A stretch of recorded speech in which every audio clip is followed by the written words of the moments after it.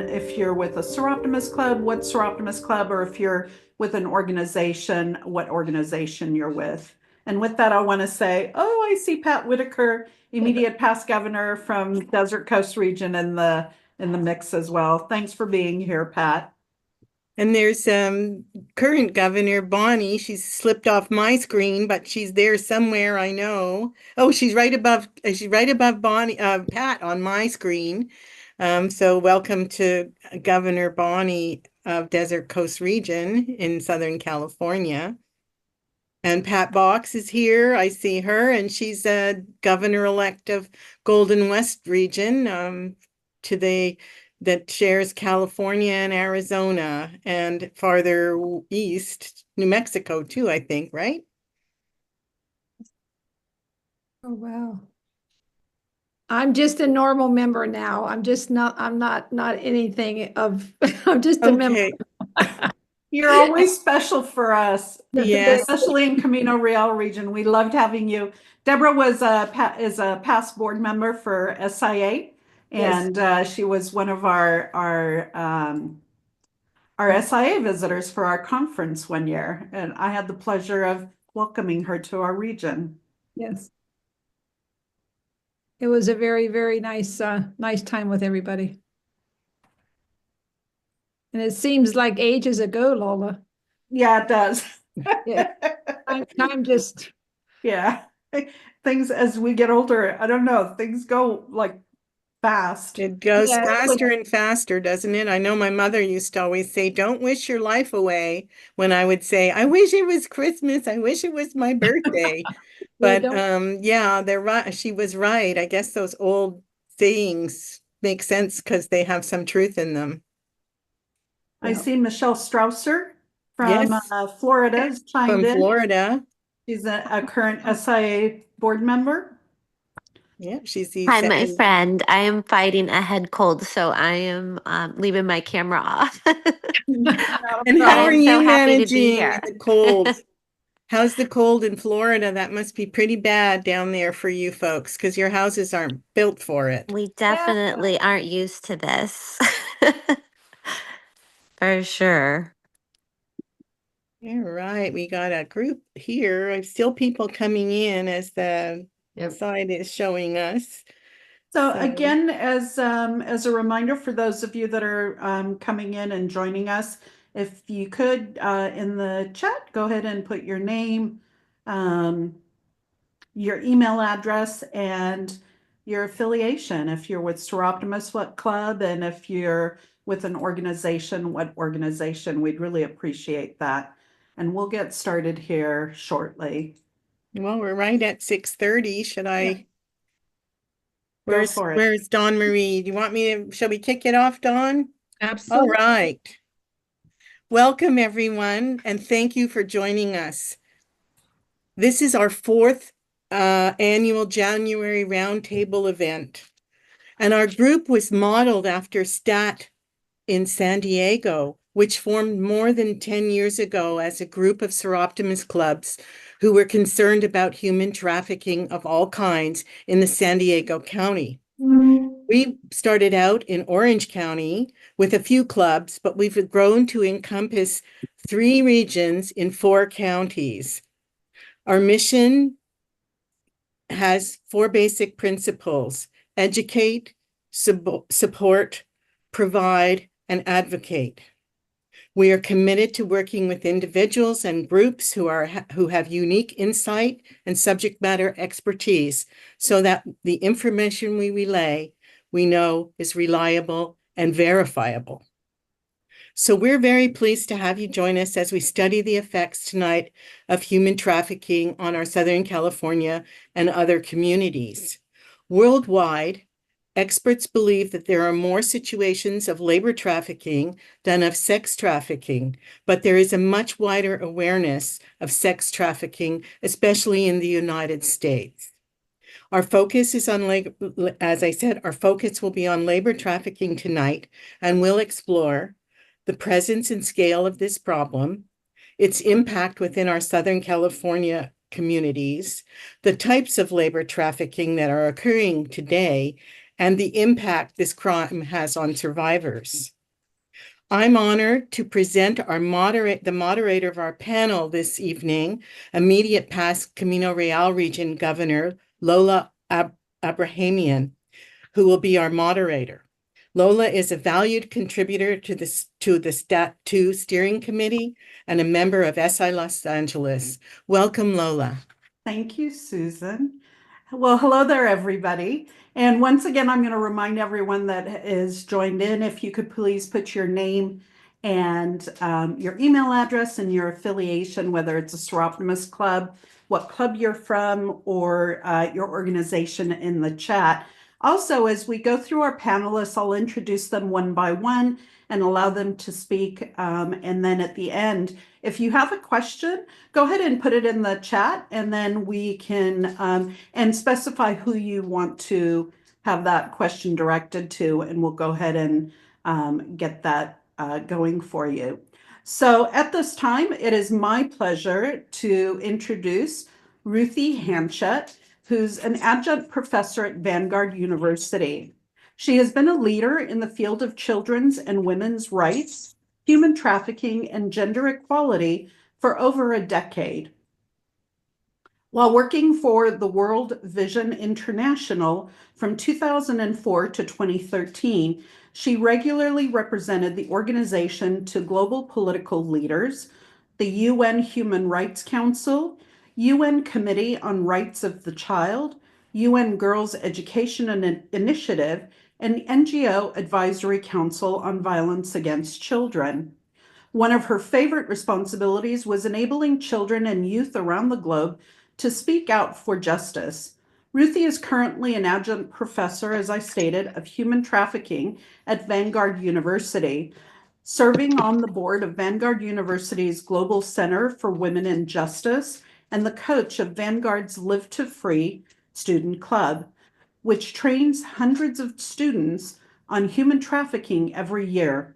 Ruthie is also the founder of the Fullerton Human Trafficking Partnership, and she often lectures and speaks locally and internationally on issues related to human trafficking, faith, and justice, and especially how youth and communities can be empowered to end exploitation.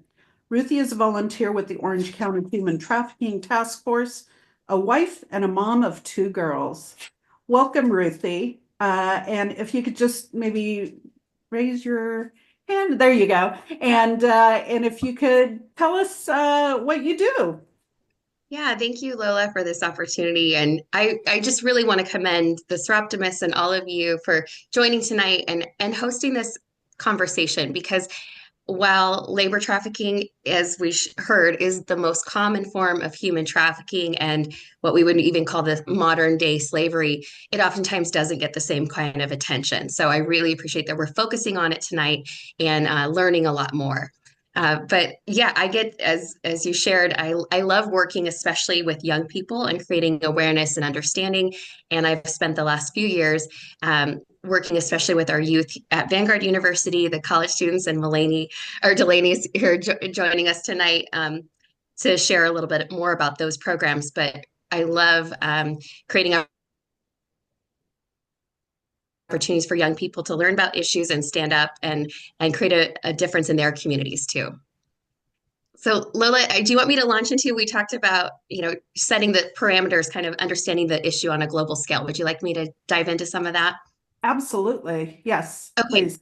Yeah, and this is something I get to do at Vanguard for undergraduate students, and I think it always helps when we have these conversations to start with kind of that bigger picture, because as I said, labor trafficking really doesn't get the same attention as sex trafficking often does, and I think a lot of that's because it's really hard to find sometimes. It can look like legal work.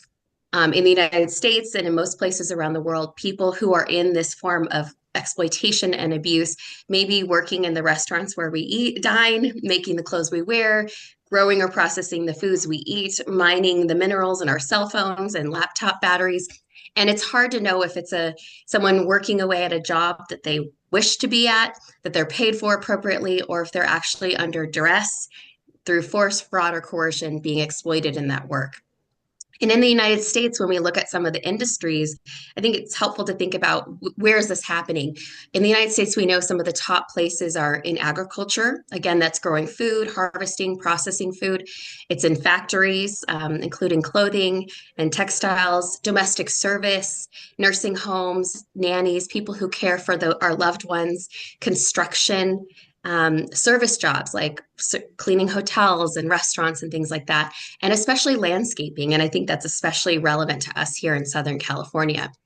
They're oftentimes low pay, low education, and sometimes dangerous, dirty. I've heard them describe dirty jobs. And notice I don't say low skill because oftentimes it does take a lot of skill. I grew up in a farming community, and picking cherries is a hard work, and it takes a skill to be productive at that. But oftentimes these are people that work behind the scenes. And again, it's much harder sometimes to do the work, to commit the resources, to investigate, to learn more and understand what's really going on so that we can be aware and even provide opportunities for support and help for folks that may be exploited. But if we take a kind of a big picture look back, we know that around the globe, the best estimate we have is anywhere from 27 million to 40 million people are involved in some form of human trafficking or expressions of modern day slavery. That's the same population as California or Canada. And, most people are exploited in labor exploitation. And even those who are exploited for their work may be also sexually abused. It's very common, especially for women and children, to be sexually abused, even as they're forced to work under difficult situations or without appropriate pay. And we see this around the globe. Majority of those who are involved in this form of exploitation experiencing these crimes are female, are women, and we estimate at least a quarter of them are children that are exploited and abused. If we look then at the United States, some of our best sources of information come from the National Human Trafficking Hotline, which not only takes tips and calls 24/7 in any language, but really is our best form of data that collects a lot of the cases, the reports, looks at the trends that we're seeing over time. That's been around for about 20 years now. And when we look at the numbers from 2020, there were over 51,000 contacts to our National Human Trafficking Hotline through phone calls and texts and online contacts. And about 16,000 victims were identified in the year 2020, just through that hotline. Those are not all the people that are being hurt and exploited and experiencing this crime, but those are the ones that reached out for help and received some support. And again, in the United States, most of those are adults. They are female and they're majority Latina. If we look at kind of breaking down who are the most common survivors or victims of this crime, but certainly it touches every part of our communities, every type of person may be affected by it. And, California leads the way with the most cases identified for human trafficking. It was 1,300 cases in California in that same year, with Texas being second. And the way that, again, statistically, the way that most folks are exploited and reported in labor trafficking at the hotline is through domestic work. And I'm sure we're going to hear some stories tonight and examples of what that looks like, but people that may be working in homes, whether that's as a nanny, serving, cooking and cleaning, or even caring for elderly or disabled folks, people that we care about. But there's two things I want to mention before we move on, because I know we've got a lot of great stories to hear, but I want to just focus on two trends, two issues that I think are really important that we consider when it comes to labor trafficking, specifically here in the United States. First is the issue of immigration and the vulnerability that creates for folks. Unfortunately, we know it's very common for people who have immigrated to the United States. They come here looking for a better life, looking for stability in a job, opportunities that they may not feel they have at home or may not feel safe at their home countries. But unfortunately, that also creates a vulnerability. We know that people who even come to the United States legally, come for looking for a job, may overstay their visas, but oftentimes those visas that they receive are linked to an employer. And so that creates a lot of power that the employer has over that person, especially when we look at our temporary visas, temporary agricultural workers, temporary non-agricultural workers. These are some of the places where we see the highest forms of exploitation and abuse, because people's ability to stay in the country legally is absolutely tied to the employer. And if that employer doesn't pay them well, doesn't treat them well, doesn't fulfill their contract, changes the terms of their contracts, or makes it dangerous and difficult, that person has to then make the choice. Do they stay and hold on, hoping it might get better? Do they even feel comfortable to do that? Have they paid a debt to be able to come to the United States that they feel like they need to pay it off, that their family might be at risk if they don't keep working and sending money home?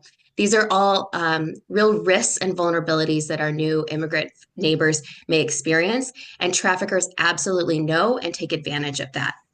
I recently had a student in one of my classes illustrate this point to me so clearly when she was telling me about how her summer job when she went home as a college student was to work in a hotel. You know, she had the privilege of being at the front desk and greeting guests and checking them in. But she's described how one day all the hotel cleaners, the room people who clean the rooms, came to work and it was payday and there was no paychecks. And they kind of said, "Hey, what's up? Like, where's our money? It's payday." And the owners literally said, "Well, I know you're undocumented. So if you want us to call ICE, we can. We can find new workers, but there's no paycheck today." And so that fear, that abuse, really is such a strong power that we need to be especially mindful. As right now, our undocumented communities, there's a lot of fear and chaos and concern right now, and so we especially need to be thoughtful about the way that we're protecting this most vulnerable part of our communities and ensuring that every single person has their rights to be paid and treated with dignity, no matter what their status.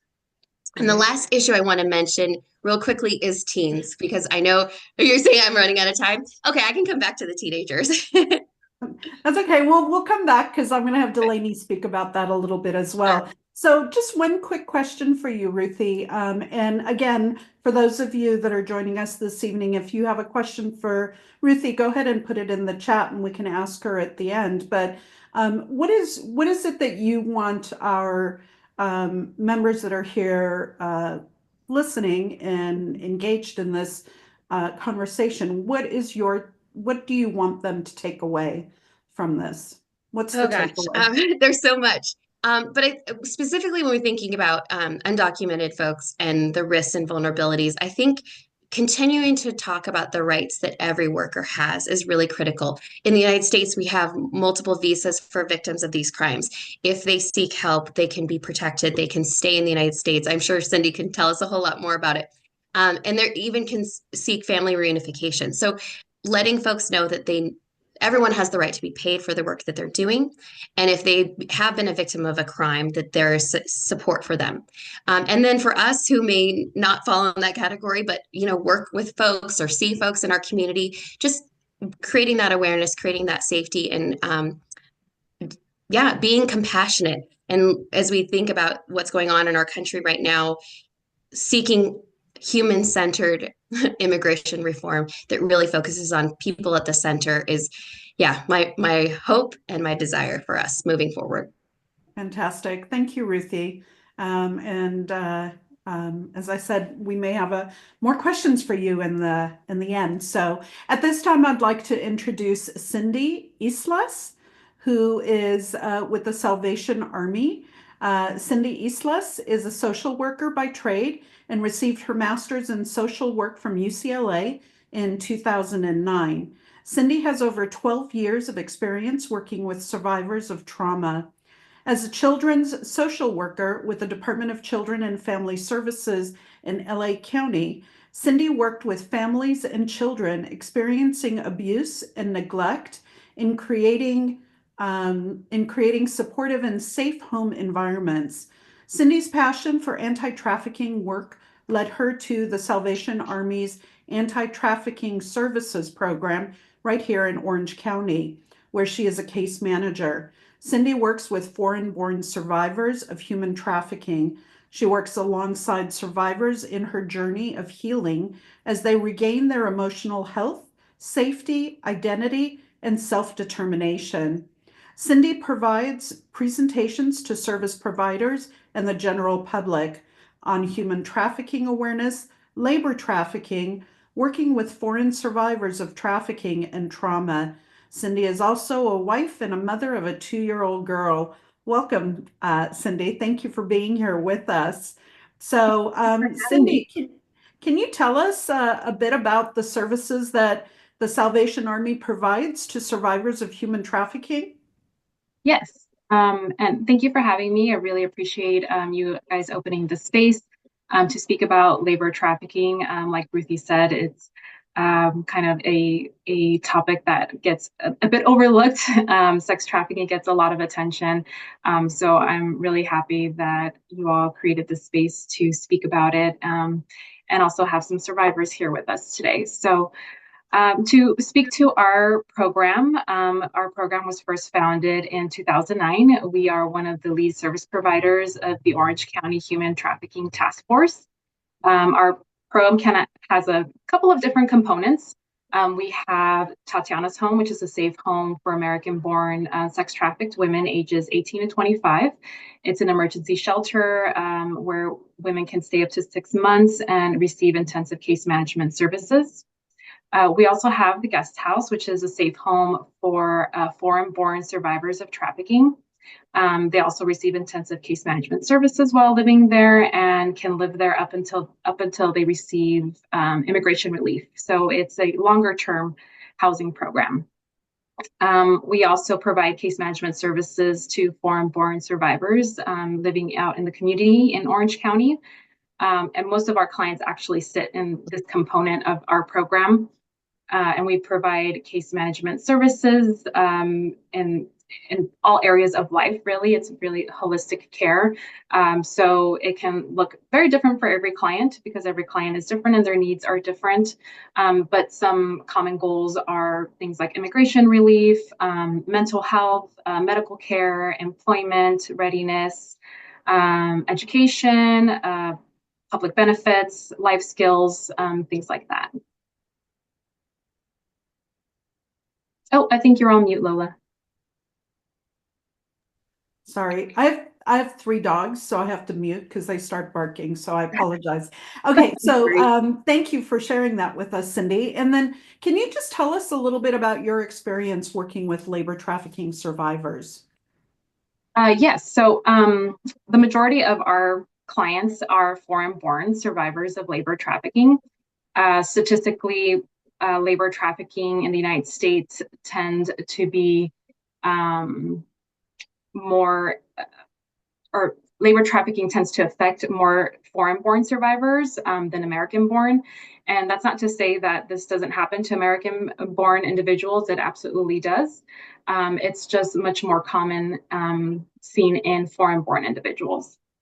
And this is also reflected here in Orange County. So for an example, in the history of the Orange County Human Trafficking Task Force, there's only been one case of labor trafficking that involved American-born individuals.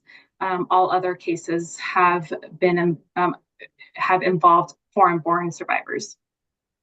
But like Ruthie kind of mentioned earlier, we have to keep in mind that these numbers come from people who have come forward. So they've either come forward to seek services or law enforcement have come across them. So it's not a real true number of the amount of people that have or are being trafficked. It's just who has come forward, has reported, and are currently receiving services or have received services. So then, sorry, go ahead. And in regards to our programs, labor trafficking survivors, they tend to arrive to our program in different stages. We've had clients that have come to our program immediately exiting their trafficking experience, and we're actually going to hear from someone today where that was her experience. And then we also have clients where it's been years since they escaped their trafficking and they're just coming to being able to connect to services and coming into our program. As Ruthie mentioned as well, our clients have been trafficked in a wide range of settings. So I would say, just like how Ruthie mentioned, domestic servitude is probably one of our top settings where we see clients being trafficked. We've also had clients being trafficked in agriculture, restaurant work, a liquor store, construction, small family businesses, forced criminality, like being forced in doing kind of gang kind of things, cleaning, and a hospitality setting, like in hotels, just how Ruthie said. So we have clients who they tell us these stories, right? Our clients also have a large demographic. So trafficking does not discriminate. We have minors, we have 60-year-olds, men, women. We've had clients who have zero formal education to people who have professional careers in their home country. We've had a client who was an attorney in her home country. We've had a client who was a police officer in their home country. So it really can happen to anyone, and it doesn't discriminate. Okay. And if you could tell me, what is a client's journey? And I think we'll find that out as we speak to Mylin and Martha. But I think what I would really love to know is how you actually engage with people that do come forward and are being trafficked through labor trafficking. Yeah. So it starts off with a referral. Most of our referrals come from immigration attorneys, other anti-trafficking programs, or the National Human Trafficking Hotline. But I would say immigration attorneys are our biggest referral source. And, when they first come in, we assess them for trafficking if they haven't already been identified as a victim of trafficking by law enforcement or an immigration attorney. And in regards to engagement, our program's pretty lucky in this area because our clients come in eager to receive services, are eager to engage. They're really open. This is kind of something that they've been looking for or waiting for. They're receiving the kind of support that our program is able to provide. So I think we have a unique population in that sense. For our labor trafficked foreign-born survivors. So the engagement starts off pretty smoothly, but that's not to say that we don't put in the work either, right? We do provide holistic, trauma-informed, client-centered services. Everything is very client-led. We work at the client's pace and let them identify their goals and priorities, and they're really the driver, right? We're just on the driver's seat along for the ride and supporting them in their goals.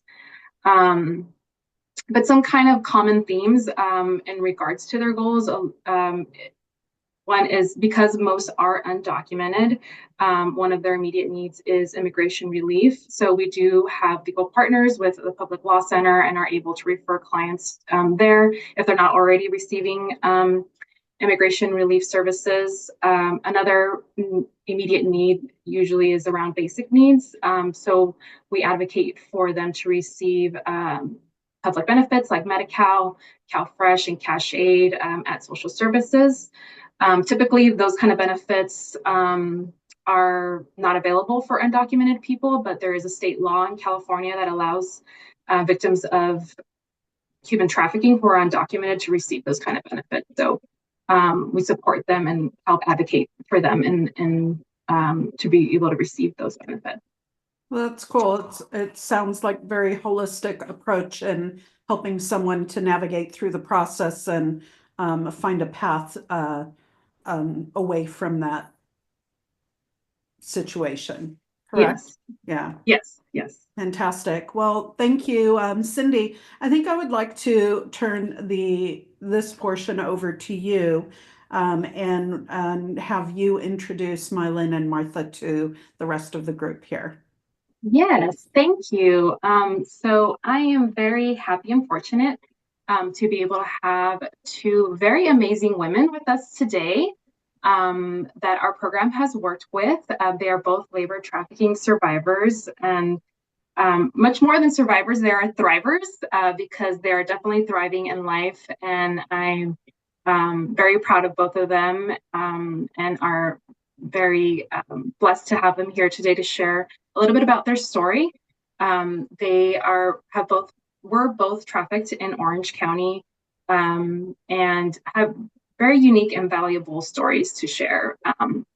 So grateful to have them both here. Thank you, Mylin and Martha. I do want to start off with Mylin. So hi, Mylin, how are you? I am good, thank you, and nice to meet all of you. Thank you for being here. Can you tell us a short version of your trafficking experience, how you were recruited and who were your traffickers? I was in a traffic situation for 11 years, and then they paid me $200 a month. I was a nanny and then doing cooking and then cleaning the house. So while they are working, I am taking care of the 2-month-old's baby and then the 6 years old boy. And then while the baby's sleeping or at school, the older one, I'll do the laundry, clean the house, and then when they are home, I prepare the food for them. And if I don't do some of the chores, they get really upset. And I can't say anything about when they are upset with me. I can't say anything. And then one time when I left behind the sliding door, as a I was in a hurry that time because of my trafficker sister is having a baby, and then they're asking me to help them uh, with moving. They're moving to another house, a new house, and then as soon as the grandma came home, we were living in the grandparents' house. As soon as the grandma came home, and then this grandma has always reminded me, don't leave the sliding door open. Make sure the sliding door is locked. And then as soon as she get home, she found out that the sliding door wasn't locked. She called me immediately and then scolded me with that one. And then she kept telling me that, how come you forget to lock the door? How many times I told you, don't forget to lock the door. And then she called me some Filipino word because they are also Filipino. They are also from the Philippines. And then they called me those really not good words. Punyeta ka, don't come back here. And then that scared me a lot because where do I go? I don't know anybody here in the United States. And they're the only one I know. And then he telling you that if my things get lost, your life, you can even pay that one with your life. So it's like, so their things is more important than most important than my life. It's really hurtful for me to hear that one. And for years past, it's not easy to just keep doing what they ask you to do. And sometimes there's a time that they don't pay me, especially when they go on vacation, when they go outside on vacation. They would come home and they would say, I'm sorry, Mylin, this time we don't have extra money to pay you. And I can do anything. And for 11 years working with them, there's a time that I don't get paid. And I can't, all I have to do is keep working. And then year 2015, I started, seeking for help, trying to find out what to do, how to get out, and then who can help me. Because with them, when those people come to their house, their friend, they would like, I'm not allowed to talk to them because they told me, you're not supposed to tell them what your situation here. Because if you tell them that you don't have a paper, they will call the police.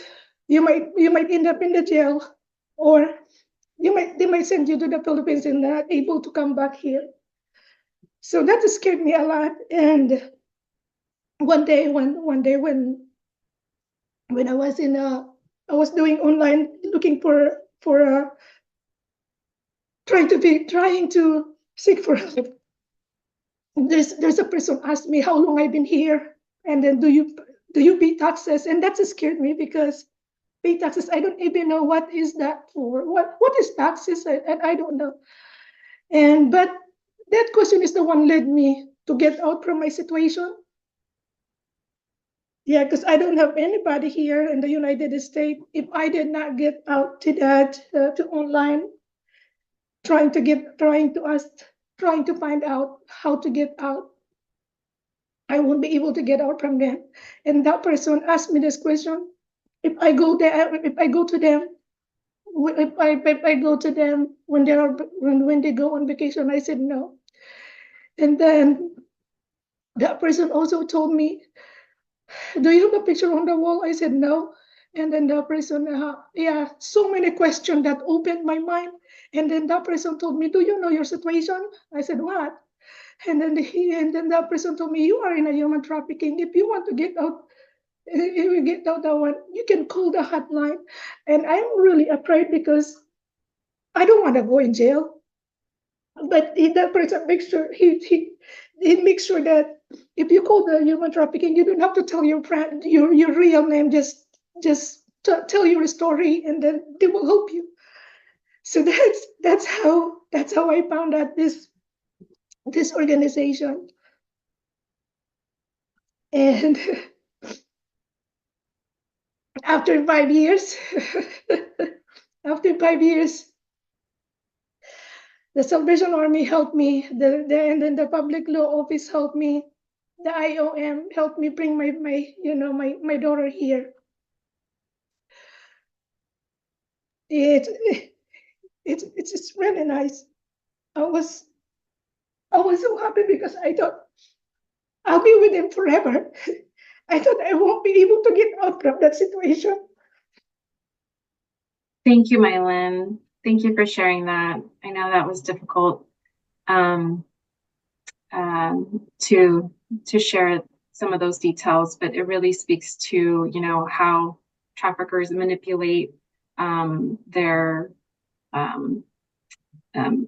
victims and keep them kind of trapped. So I'm so happy that you were able to connect to the hotline and to our program and are in a better place now. Thank you for sharing, Mylin.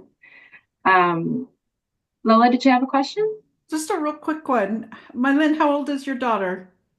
She is 23 years old now. Fantastic. And she's with you now? Yes, thanks God. Thanks to the Salvation Army that And how helped long? me to. I'm sorry, I didn't mean to cut you off. How long were you separated from your daughter? She was only 6.5 years old when I left. And then when she came here, she was already 20. Wow. So I'm glad yeah, she's with you. Thank you, Mylin. So we also have Martha with us. Hi, Martha. Hello. Thanks for being here. Nice to meet everybody. So kind of the similar question to you, can you share a version of your trafficking experience and kind of tell us a little bit about who your trafficker was and how you were recruited? Yeah. My trafficker was my father. In 2001, he sent for my mom, my sister, and me to be brought from Mexico to the US. I was about 2 years old. At a very young age, he would take us to work after school, and eventually he would prefer that I miss school to help him with his work. He would talk down on me getting an education and wouldn't allow me to waste time outside of school studying or doing homework. He had several businesses that he had me work in. At about 8 years old, we would recycle scrap metal. In my teen years, he opened an appliance shop where I had to learn to drive and deliver anything that he sold. His business grew over the years, and I eventually had to drop out of school to help with this company. The hours working with him varied from 8 to 12 hours a day sometimes. And after that, I would also have to come home to serve him, cook for him, wash his clothes, and even take care of like his own like hygiene. Ever since I can remember, he would threaten and force me to stay at home and work for him. He was abusive, mainly to my mother on a regular basis, and he would be violent against my mother, my siblings, me sometimes, threatened to hurt my family in Mexico, and he would threaten to take away my three younger siblings. He would yell, scream, throw things, and he would threaten to hurt himself too if we didn't comply with any of his requests. I knew that he can get violent and abusive at any moment when we were at home. So I knew I had to do whatever he asked to avoid him having an abusive episode. I was 19 when we were able to escape him. Thank you for sharing that, Martha. I know that must have been so difficult so many years, and especially as, you know, a kid growing up. And you've become such a strong woman. So I really admire you. Can you tell us a little bit about who were the people in your life that helped you, and what they did that was helpful? Yeah, I would say my mom was the most helpful person. I want to say that at a very young age, I did resent her for not taking us away from that situation. But as I grew older in the same house, I realized it was a lot harder given our status and the fact that he was our only family here. We would get all of our information and our knowledge from him. I realized how strong she really was and how much she protected us from worse things that could have happened. That's beautiful. Thank you. Do you feel like your trafficking experience still affects you today? And if so, in which way? Yeah, very much. I struggle with my everyday relationships. It's hard to make friends and to trust people. I also feel like I lost so much time and I'm constantly pressuring myself to be better, to do more, to catch up. And it's very hard to not isolate myself a lot of the times. Yeah. And those are common themes that I hear too with other survivors is distrust, isolation. So you're not alone. How do you feel others can help in the fight against trafficking? I would say to stay informed and learn about the signs or indicators of labor trafficking. There are a lot of people that don't know what labor trafficking really is, and that there are so many victims that are a lot closer than we think. Yeah, I think that kind of answers my next question. What would you like the general public to know about labor trafficking? Did you kind of answer that? Yeah, I would say that it isn't always a stranger, that it could be a person closest to you, including your family. Yeah, yeah. I think that's a misconception, right? People think it's like the stranger on the corner or something, or the ad online. Like it could really be someone you know in your community or in your own household. Can you tell us where you are in life now and some of your successes? Yeah, well, after years of not having a home and living trapped, my family and I now have our own apartment. We've been living here for 5 years now. I have a stable job and a lot of support from my family and have been able to make friends. And I was able to obtain my T visa, to work and hopefully start school soon. Most importantly, I'm able to live my own life freely without feeling threatened or scared all the time. Yeah, that's awesome. Thank you, Martha. And actually, Mylene, I missed to ask you this question. Can you tell us where you are in life today and some of your successes?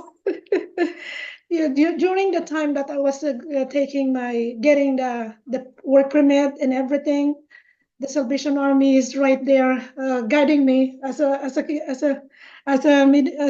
manager. Always set the goal. I finished my medical assistant. I got my diploma, including with my business information diploma. Also, I work as a medical assistant for 1 year, and then right now I am a certified dialysis technician, and I am Nice. also married. So yes.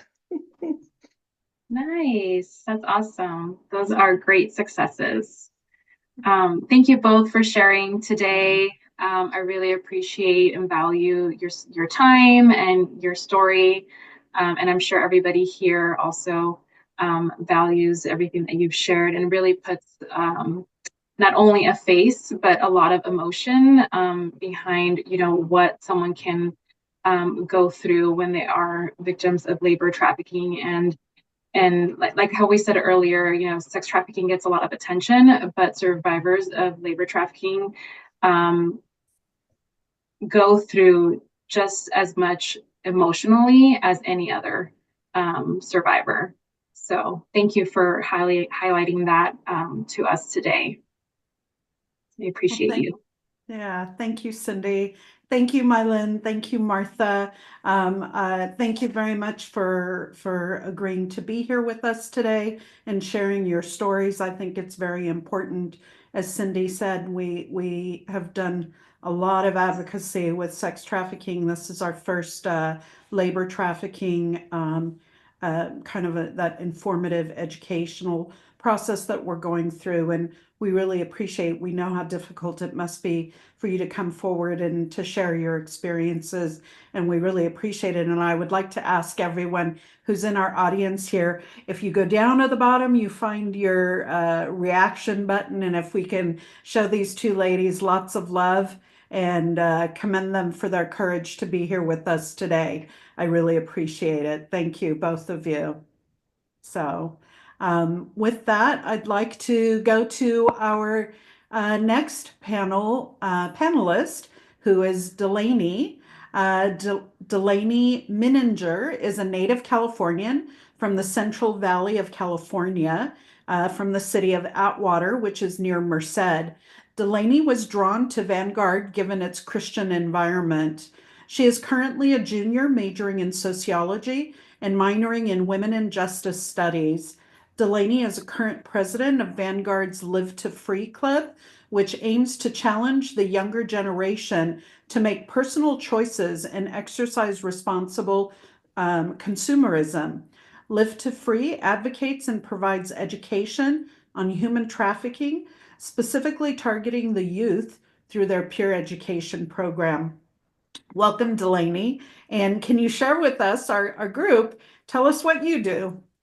Yeah, well, thank you, Lola. So, like you said, I am the president of Live to Free, which is a student mobilization club at Vanguard University.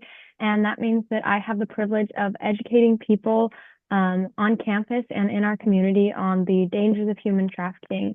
And we have a couple different ways that we do that. One of them is through our large and our small scale club events. So we have things from, simple twice monthly meetings to our bigger events that we put on where our Soroptimist partners help us, like our Fair Trade Fashion Show. But another So in all of these events that we do, we try to strive to either be building community or educating people or taking action. And one of the best ways that we're taking action right now is through our peer education program, which is possible because of the grant that we received from the Sam Welly Foundation. And basically this grant has allowed us to go out and first to train college students to go out into high schools and middle schools of Orange County and educate them on the dangers of trafficking that they could be facing online and in their community. And this is really important because this is not something that's being talked about a lot. We're seeing that our health curriculum is seriously lacking in how technology and new online activities are contributing to negative mental health and especially dangers to human trafficking. So we have a couple different things that we talk about when we go out to these high schools. We talk about, we have general human trafficking, we talk about sex trafficking and labor trafficking and force, fraud, and coercion, the three different ways that traffickers get people into trafficking. And we talk about the basics of trusted adults and having somebody to go to in a time when, you feel you might be in a dangerous or threatening situation. And we also talk about healthy relationships so that we, are making sure that people who say they love us and care about us aren't going to be the ones that are exploiting us. And then we also go into the dangers that they could be at, specifically for labor trafficking. I'm sure Ruthie was going to go into this and she can feel free to hop in wherever she wants, but we are seeing a very big trend of teens and teen job posters being posted all around because these are vulnerable populations, especially with the new policies that are being made for on undocumented people, and then also just how we're constantly pulling back on the limitations that teens have to work. We're not protecting them in the way that we should be, and we're making it just more accessible and less protected for them to be working long hours and to be disregarding school responsibilities and all these different things. And we really want to recognize, of course, that there are people and children who feel that they need to financially provide for their families. That might be their situation. That could be a result of, sorry, on my earrings, I'm going to take this one out. I just realized it might be hitting that AirPod and make some bad feedback. But yeah, we want to recognize that there is definitely that push and pressure of children to sometimes financially support a family, but we want them to realize that these situations cause a vulnerability that can make it just more vulnerable to trafficking. It can make it so that kids are more at risk and more in danger of these things because traffickers notice that vulnerability and they notice that necessity, and so they try to use that against them and to exploit them. And so we're going out to middle schools and high schools and obviously talking about these big topics that feel so overwhelming. And they're things that maybe not a lot of people are talking about, but they're things that they're thinking about, things that they know are going on. You know, I think I've talked to other people who've worked on school boards and they're like, oh, that's not happening in my school. That's not happening here. It is happening. It's happening in our backyards. It's happening in front of our faces. And a lot of the times we don't want to recognize it. But the truth is that it is happening and we need to recognize it so that we can protect and be there for the youth of our community. So when we go out to these middle schools specifically, and we give them all these different things, it's like, oh, like, what do I do? How do I solve this? Like, it's such a big problem. And I like, you've given me this and I feel like I need to like save everybody. And that's a really difficult thing. So we try to give them some really practical approaches and some different tools that they can use to make a daily difference. Of course, we give them resources if anybody is currently in a labor trafficking situation or sex trafficking situation, so that they are able to get help or to receive whatever services they need to get out of that situation. But then we're also giving them things that, you know, can help them make a positive difference. Even if they're not involved in this situation, we try to let them know that everybody can make a difference and everybody can contribute to being that change. So we talk about, we talk about fair trade. That's anybody who is making products that aren't benefiting from labor trafficking. We try to encourage them to look into who makes their clothes, look into who makes what they're wearing or who picks what they're eating, and to, make considerate choices and consider the individual behind those products. And that's a very difficult thing, especially for high schoolers and probably definitely middle schoolers too, because consumerism is just rampant. Everything is in your face and you need to have it, because if you don't, you're not cool. And what's cool this week's not going to be cool next week. And so they have this constant flow of you need this, you need this, you need this. And we really want to encourage them to kind of like slow that down and take a break. And it's okay to not have everything that's super trendy, because those aren't the most important things. And if you are somebody who cares about your fashion, or if you are somebody who cares about expressing yourselves in that way, there's not a problem with that. Everybody should have the right to express themselves, but we want to make sure that we're doing it responsibly. So we try to encourage, if you're not able to afford fair trade, because sometimes those products can be on the pricier side, and again, these are high schoolers and middle schoolers, we encourage thrifting. I'm a huge advocate for thrifting. I am a very eccentric person. If you can see any of my decorations behind me, this is literally a grocery store bag. I cut it out and pinned it to my wall. My bedding is from an estate sale. So I love to thrift. I love to upcycle. I think there's just so many things in the world. We don't need more things. We need to use the things that we have and appreciate how, much character and story are behind those different things. So I'm a huge advocate for thrifting, and I would consider myself to be a person that expresses myself through my fashion. So trying to show them like that is possible, and thrifting, it's definitely on the up, which is good. But I know when I was in high school, thrifting was like, oh, that's not what we do. Like, that's for people who can't afford better prices. But it's like anybody can do it, and it can be a super fun activity to share with your friends. Like we had a club activity where we took people thrifting for their Christmas gifts, and we were trying to be like, it's the holiday season, but you don't have to contribute to the holiday overconsumption. So we try to give them practical approaches, things that they can make a daily difference with. And those are just some of the things that we do. We really try to encourage that, who you give your money to is who you're saying you're okay with having power. Money is power. So when you give your money to somebody, you're saying, I agree with the things that you do. So if you're giving your money to a company that's exploiting people and using slave labor, you're saying, I'm okay that you do that because I want your product. So we really try to encourage them to have that kind of thinking and that kind of consideration of the individual behind each product. And I think that's probably the biggest thing that we're doing for prevention in terms of labor trafficking in our high schools and middle schools with that program. Thank you, Delaney. So I know that in our conversation the other day, we were chatting, and when you talked a little bit about the difference between the high school kids and the middle school kids. And, I know that, I've shared with you that maybe like for someone like me who's not real great with kids, how, is it easy? And do you see a difference between the age groups or the schools from middle school to high school? Do you see a difference in their engagement and receptiveness to your message? Yeah, definitely. I mean, honestly, I think we're closer to high schoolers' age, so I kind of had more of an expectancy that high schoolers would be more receptive because of how close we are. I mean, I'm 20, so some of them are 17 or 18. That's only like a 2 to 3 year age difference.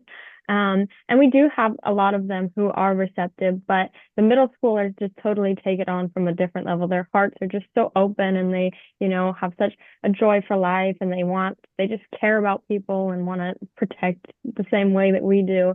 And I think high school's a difficult time, of course, it's just, you're like trying to figure out this weird, navigation between adulthood and childhood. So, and obviously there's just different struggles that happen in everybody's life. But the middle schoolers we see a lot of interaction with and a lot of that compassion and care for people.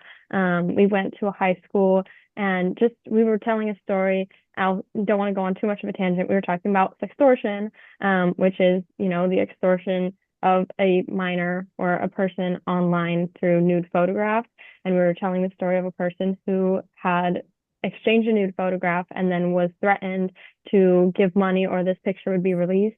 And he ended up taking his life. And when we tell that in high schools, they're kind of like, oh, like, yeah, that's pretty sad, I guess.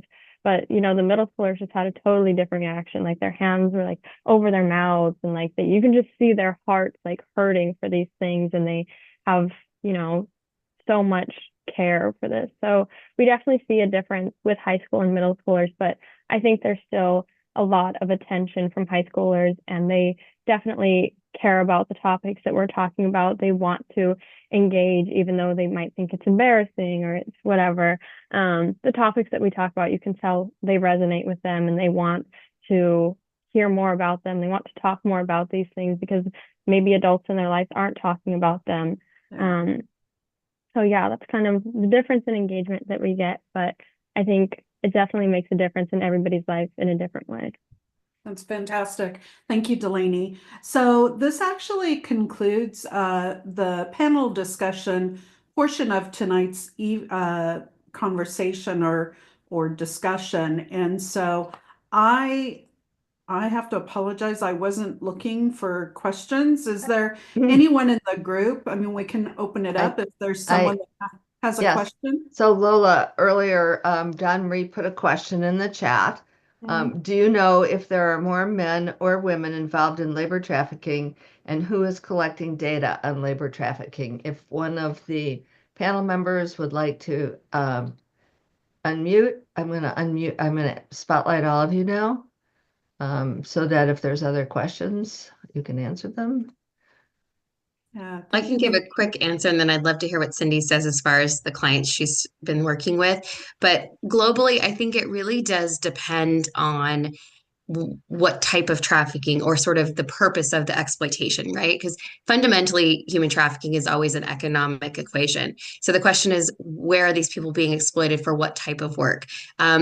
Again, the big picture global human trafficking, we see more women, females at risk. Part of that's gender inequality. Women oftentimes have less economic and education opportunities around the globe. But then when we think about specifically different areas of labor trafficking, if it's construction, if it's forestry, if it's mining, oftentimes those are more gendered towards men and boys even.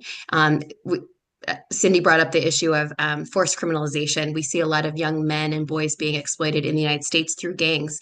Women might be sold for sex, but boys might be forced to traffic drugs or grow marijuana or do other kind of criminal activities, theft, because oftentimes there's stereotypes and expectations of the type of labor they might be doing. Whereas again, women might be forced into situations of domestic servitude in the home. So it really just depends on the type of work.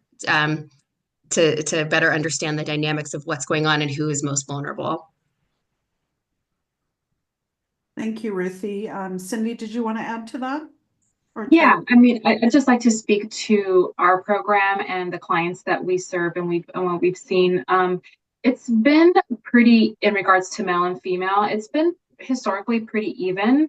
And just like how Ruthie said, it does change when you're talking about, the setting or the industry in which the labor trafficking occurs.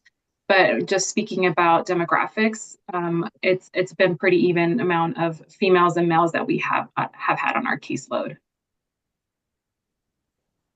Thank you. So I have a question, actually. It's very difficult to identify labor trafficking versus sex trafficking, and I'd like to know if there's any obvious signs that someone's being labor trafficked. Yeah, that's a hard one, because obvious signs can also mean a lot of other things, right? If I mean, yeah, I mean, it's just there aren't. It's hard to say what obvious means because some signs, I should say, of labor trafficking are things like withholding of documentation. So the person doesn't have their passport or IDs with them. They may be accompanied all the time, right?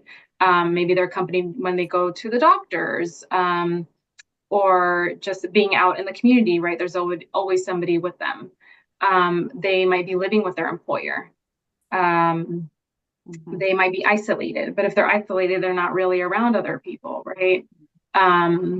If they're not receiving their complete salary. But some of these things, so they're not always obvious, right? You might need to have a conversation with somebody, maybe ask some questions to really gain some knowledge.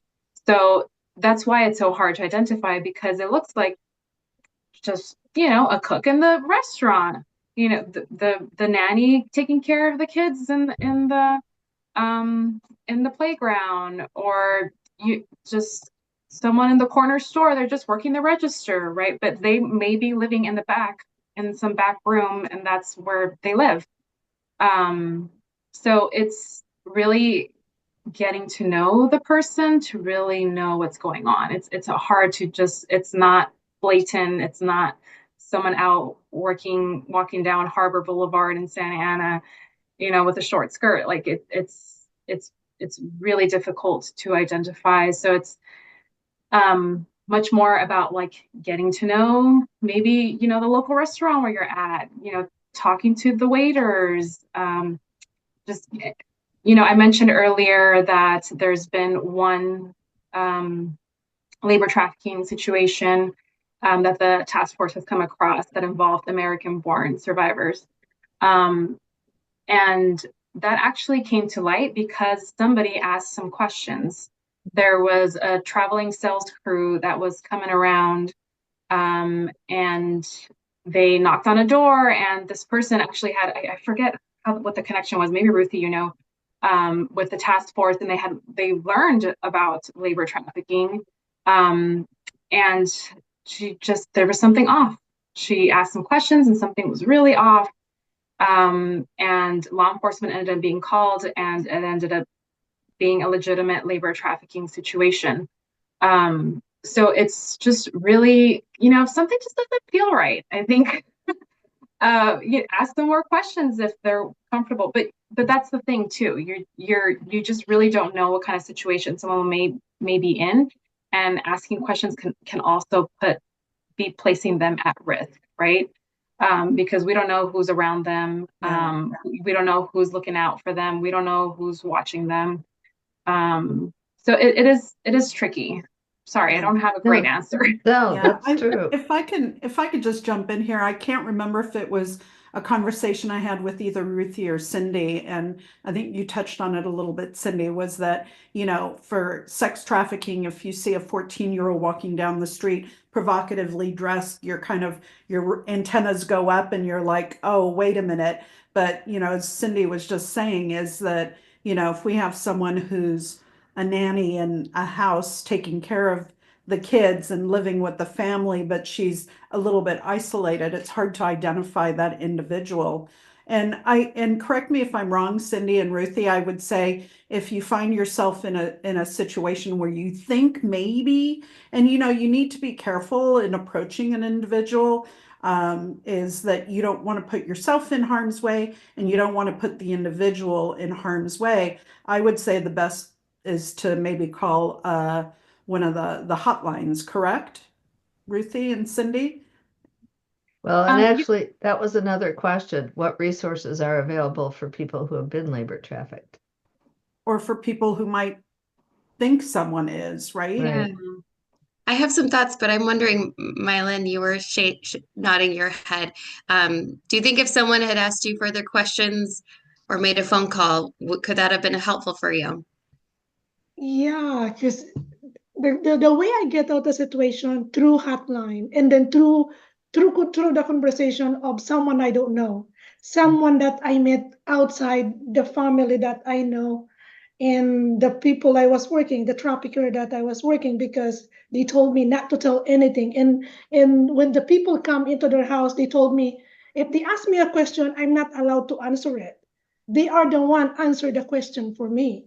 So it's they control what you can say and what you cannot. But outside behind them, that's the time I can answer, I can ask question, and then I can share also. But I hesitate to do it. But when that person told me don't worry, you're not going to be I'm not going to do anything with your story. I just want to know.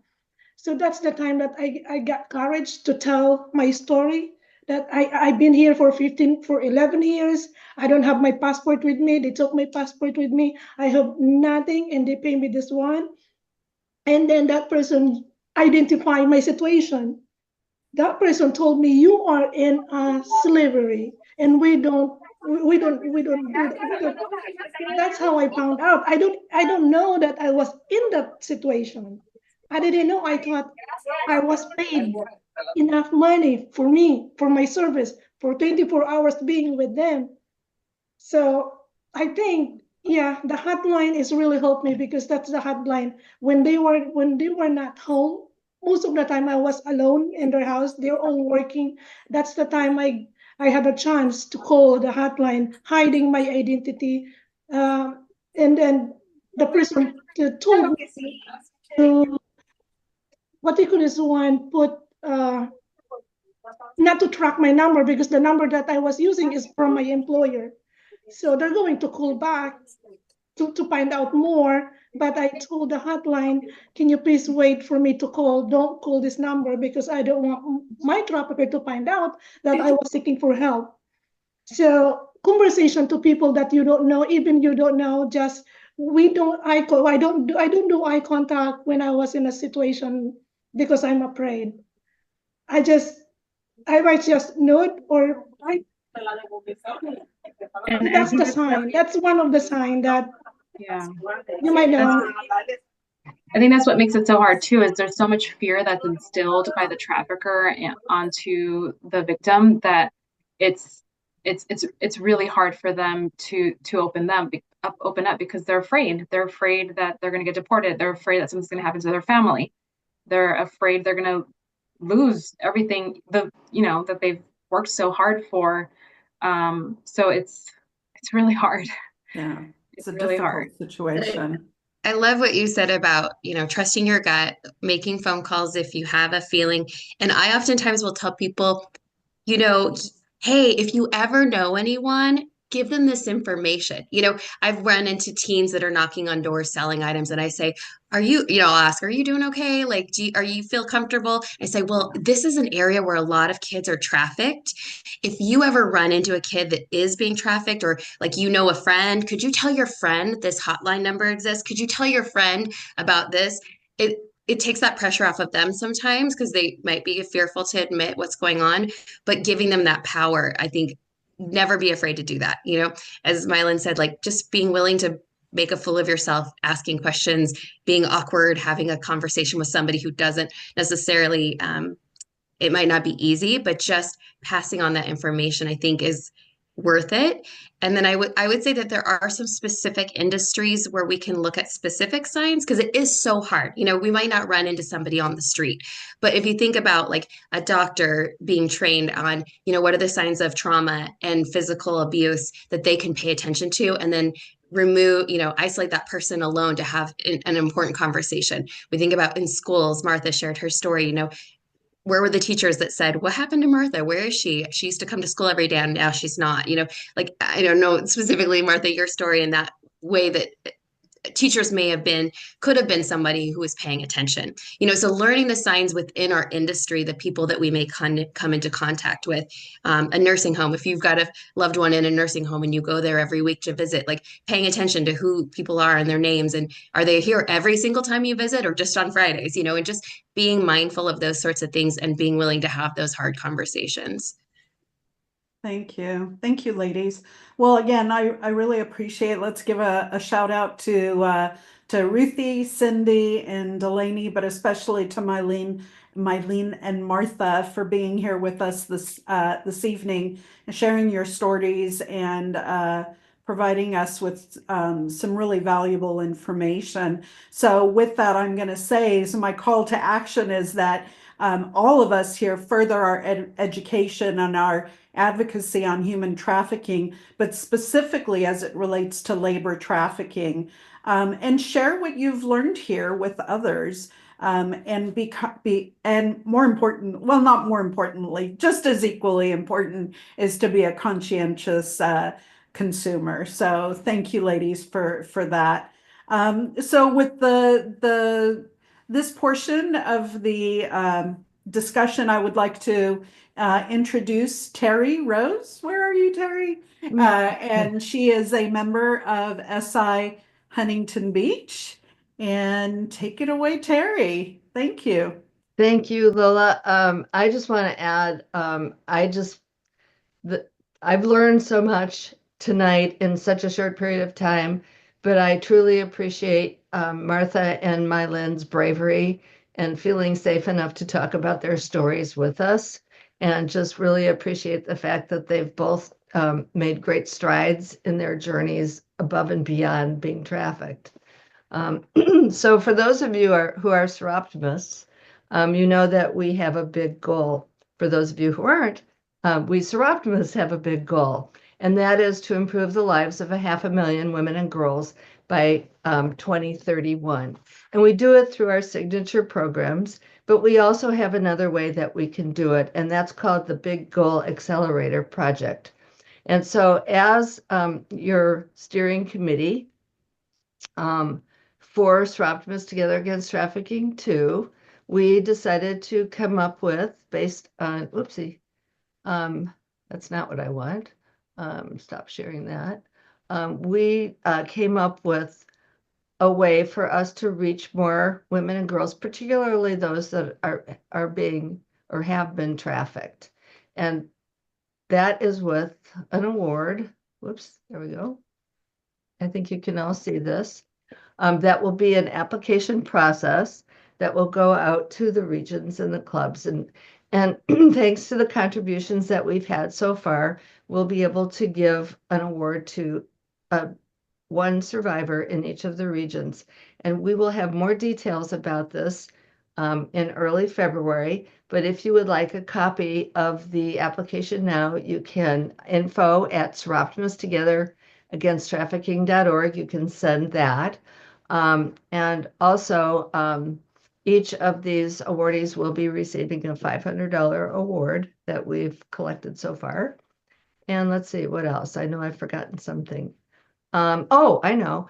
And just because we're doing this as regions, I also want to encourage all the clubs that are here tonight to just use this for yourself, for your club, to give an award to someone who's been trafficked and is a survivor, so that again, we can help reach our goal of improving the lives of 500,000 women and girls by 2031.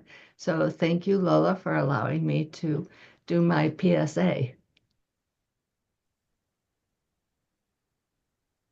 You're welcome. And I think we are now going back to Susan. That's true. So I don't know about you, but I'm absolutely moved and committed to taking action, about more action than I've committed so far. And if something you've heard tonight has moved you to action, but you're not quite sure how to start, we are here to help. If you'd like to join our coalition, please drop your email with a join note into the chat, and we'll be in touch. If you appreciate what we're doing, your financial support is important, and it allows us to provide expert speakers and honorariums for survivors. And oh, by the way, the Big Goal Accelerator programs as well, the awards that we plan to make coming in this spring. There'll be more information on our website, and you might want to book our website because there's always some news coming up, and our site is https:// Together Against Trafficking, all one word, .org. The next thing on my agenda is to tell you about all the other things that are happening, still to come in this month of prevention of trafficking, January. We have several members of our coalition who have created informational or prevention activities. The first would be SI Riverside, who will host an educational workshop at the Civil Rights Institute, 3933 Mission Avenue in Riverside, California, tomorrow, Friday, January 24th at 3:30 to 5:30 p.m. and all are welcome. Members in SI Simi Valley are partnering with Adventist Health to present Apathy Effect exhibit and training in the Simi Valley area. This project focuses on recognizing the signs and responding to human trafficking within a professional field like healthcare. The training will be held from January 30th through February 1st at 2394 Erringer Road in Simi Valley. Visit the Stat2 website for registration details and more information. Lastly, SI clubs in Orange County will be partnering with Orange County Human Trafficking Task Force, or OCHTTF, and other stakeholders at the 3rd annual No More, Do Better event and training for Orange County middle school children, or students, I should say, they don't like to be called children, which is being held at Vanguard University on January 30th. We might see some of you there. And last but certainly not least is our partner and our good friends at Vanguard will be hosting Ensure Justice once again, March 7th to 8th at the university. And the subject this year is safety nets, tools to keep children and adolescents safe online.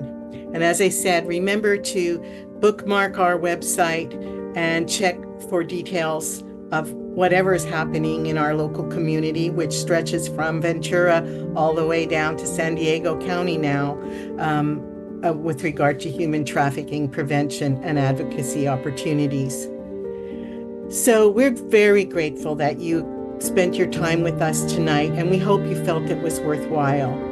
We hope you learned something that you'll take with you. We're especially thankful to our panelists, Ruthie, Cindy, and Delaney, but even more so to Mylin and Martha for sharing their difficult story with us. We're appreciative, and we honor you for that bravery. Watch for details of our roundtable event in May, when we'll celebrate some of the accomplishments of our clubs and members in the matter of prevention of human trafficking. And we'll also learn about the exciting work our Big Goal Accelerator Project recipients are planning. Until then, please be safe, keep your eyes open, and share something about what you've learned here tonight with your friends and family. Thank you so much for spending your time with us, and good evening. Thank you, everyone. Thank you. Bye. Thank you. Thank you. Thanks so much for this opportunity. Bye, ladies. Bye, Ruthie. Thank you for being a panelist. My pleasure. Thank you, everyone. Happy to be here. Thank you, Cindy. Thank you. Mylin and Martha, thank you. We've loved hearing your stories. I'm so sorry you went through what you went through, but thank you for sharing with us. Thank you. Good night. Good night.